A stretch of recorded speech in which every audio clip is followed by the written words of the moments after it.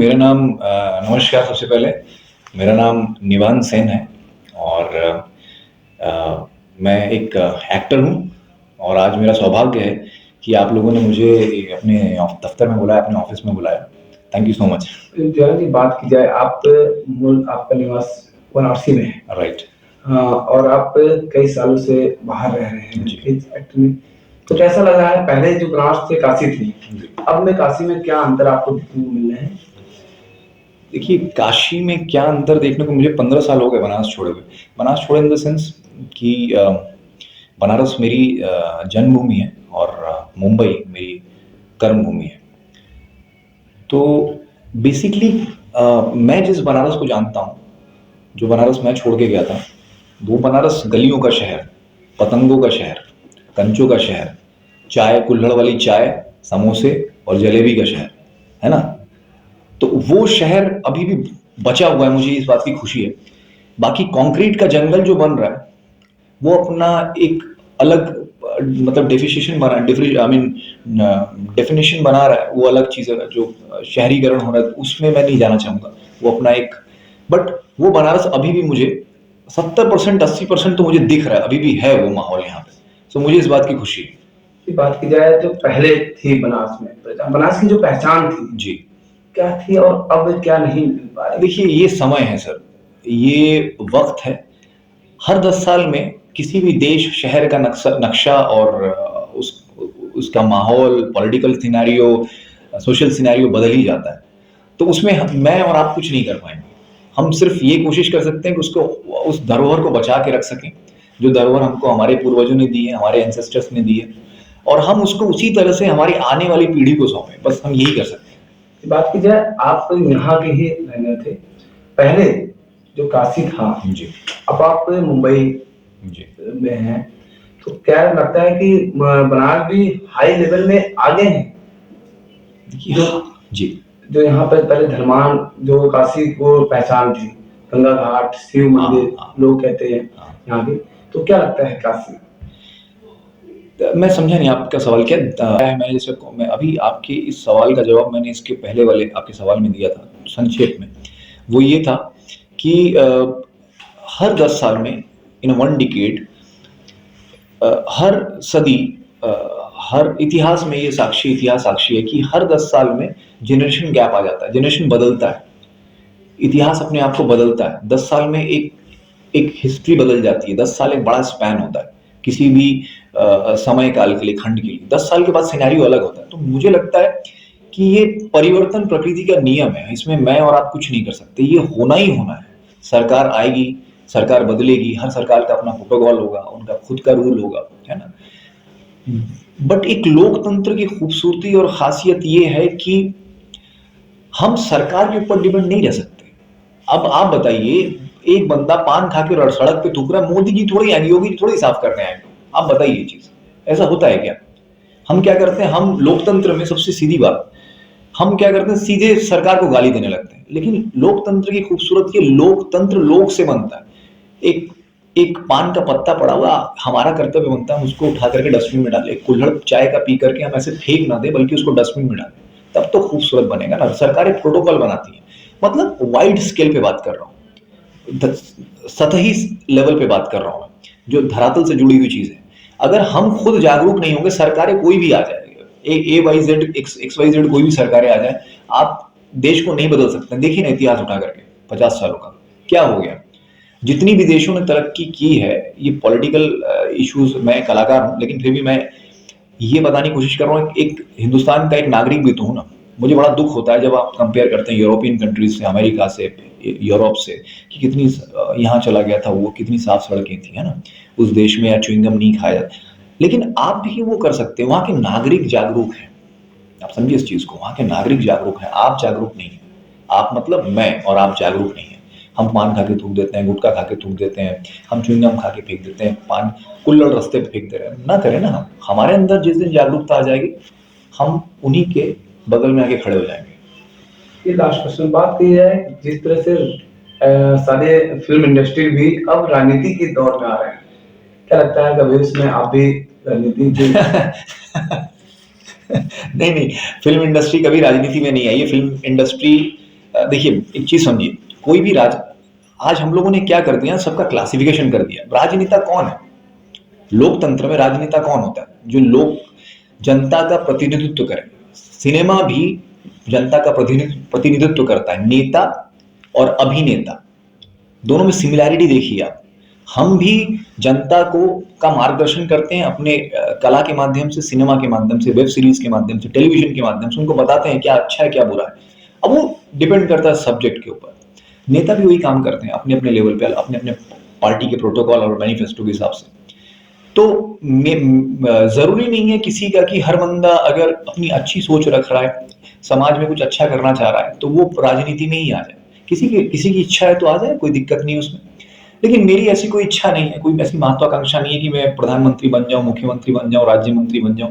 मैं अपने एक्टिंग से ही खुश हूं और मैं चाहता हूं यार पहले एक अच्छा इंसान और एक अच्छा एक्टर बन जाऊं यार, जिसके लिए मैं मुंबई गया और अभी तक वो नहीं बन पाया। मैं प्रयास है, इंसान जिंदगी में एक ही काम अच्छे से कर सकता है, मुझे ऐसा लगता है पर्सनली।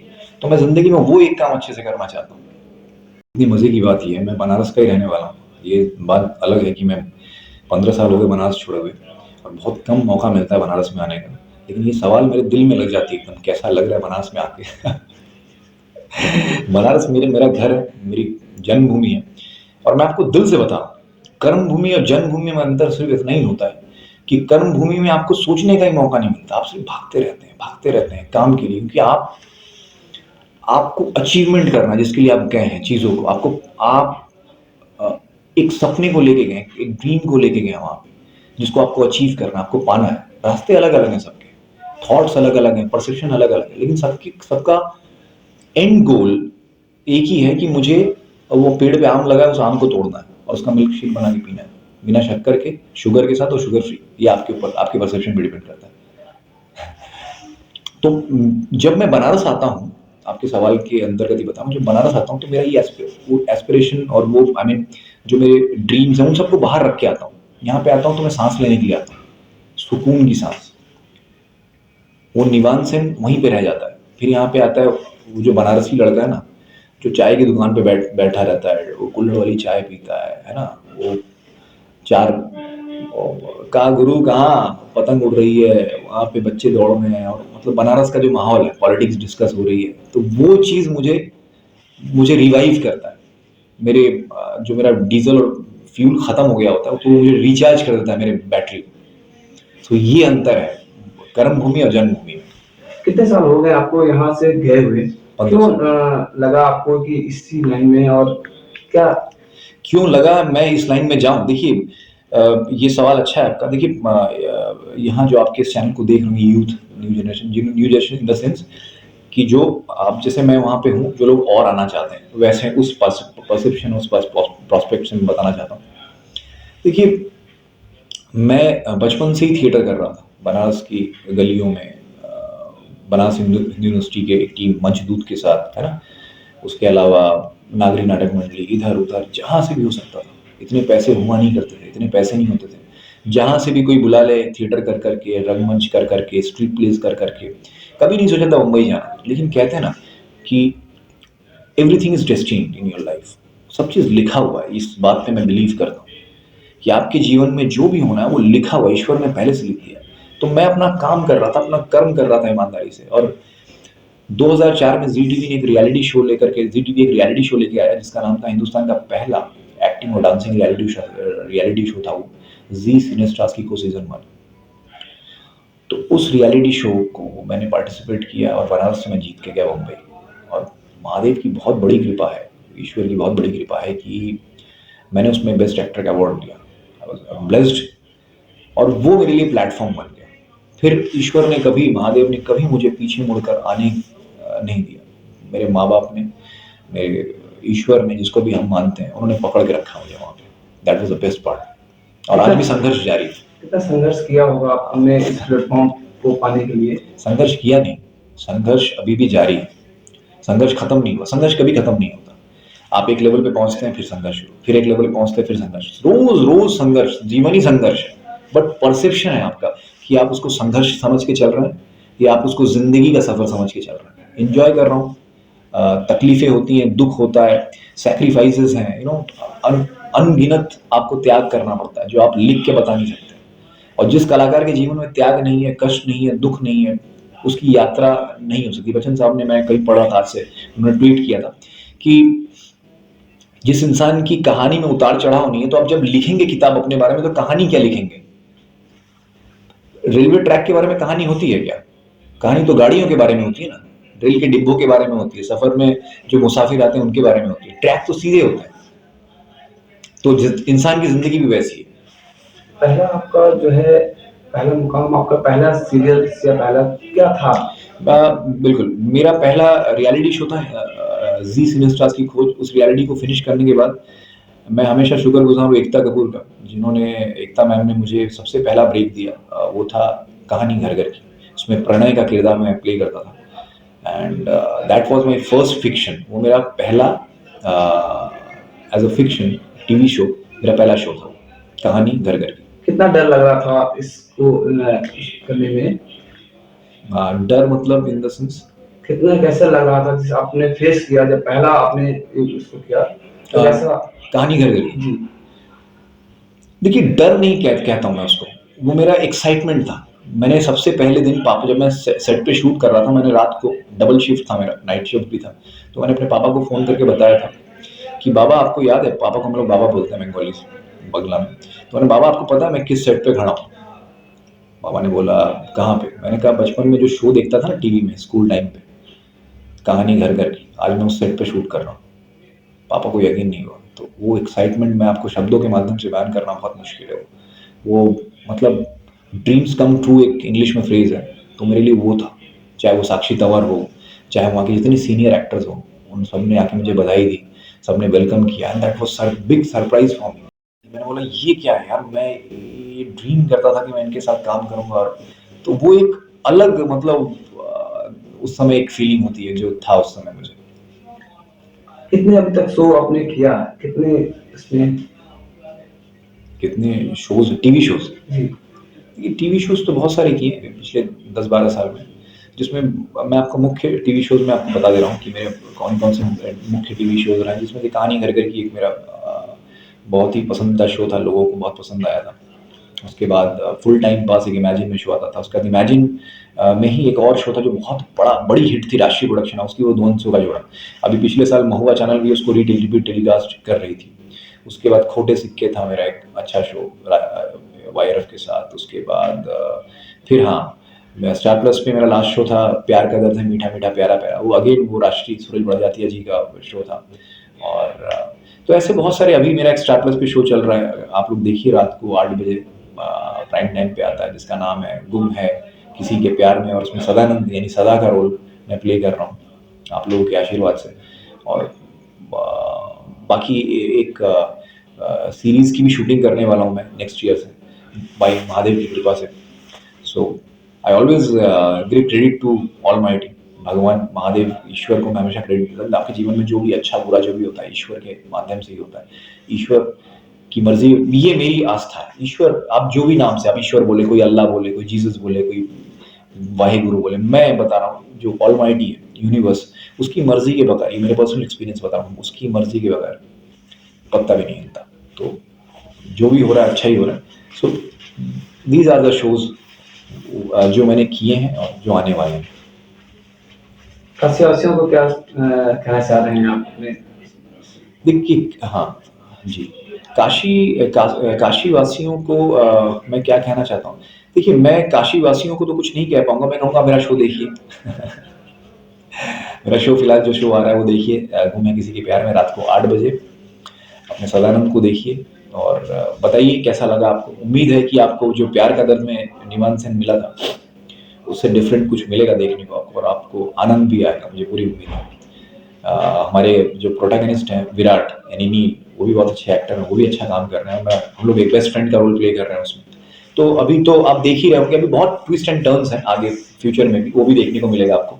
अभी मेरी री एंट्री भी होने वाली है कुछ दिनों के बाद। तो ऐसी चीज़ें हैं।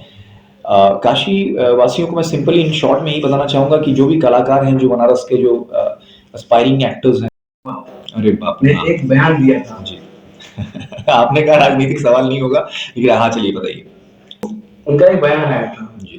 कि आज़ादी मुझे जो है अभी मिली है मोदी जी के आने के बाद। हाँ। उस पे क्या आपका रिएक्शन है? देखिए, मैं कंगना को बहुत एडमायर करता हूँ एज़ एन एक्टर। कंगना जो है बहुत अच्छी एक्ट्रेस हैं। जब वो एक्टिंग करती हैं, जब वो परफ़ॉर्म करती हैं, तो मैं उनका एडमायरर हूँ। मैं उनको बहुत पसंद करता हूँ एज़ एन एक्टर। उनके अंदर इतनी काबिलियत है कि अपने बल पे इस मेल शॉविनिस्ट वर्ल्ड में हमारे, वो उन्होंने अपनी पहचान बनाई है। बहुत मेहनत की, उनको मैंने देखा है। मेरी पड़ोसी हुआ करती थी यारी रोड, अंधेरी वेस्ट में। जिस समय मैं बम्बई में आया था, उस समय वो भी संघर्ष कर रही थी। मैं देखता था उनको, कैसे रिक्शे से ट्रैवल करती थी, कैसे कहाँ जाती थी। उनकी भी लंबी लंबी कहानी है संघर्ष की। देखिए, मैं कोई नहीं होता हूँ किसी के बारे में टीका टिप्पणी करने वाला। मैं मेरी मेरी वो औकात नहीं है, मेरी वो स्टैंडर्ड नहीं है मेरा कि मैं कहीं पे खड़े होकर किसी के बारे में टीका टिप्पणी या आक्षेप लगा सकूँ या कंपेयर कर सकूँ। बट मैं इतना ही कहूँगा कि मैं एक अभिनेता हूँ, एक एक्टर हूँ, और एज एन एक्टर कंगना को मैं बहुत एडमायर करता हूँ। She is brilliant, no doubt. आप, लेकिन क्या होता है, उनकी एक विचारधारा है, और उसमें कोई बुराई नहीं है। अगर आप किसी विचारधारा को, आप गांधीयन पॉलिसीज को, उनके बताए गए रास्ते को आप फॉलो करना चाहते हैं, आप स्वतंत्र हैं लोकतंत्र में। आप नेताजी सुभाष चंद्र बोस के बताए गए रास्ते को अपना अपना मार्गदर्शन मानते हैं, उनको फॉलो करते हैं, तो ये भी अच्छी बात है। भगत सिंह को मान, तो कोई, आई मीन, मैं ये कहता हूँ लोकतंत्र की सबसे बड़ी खूबसूरती यही है कि आपको विचार रखने की, अभिव्यक्ति को जाहिर करने की आज़ादी है। तो आप करिए।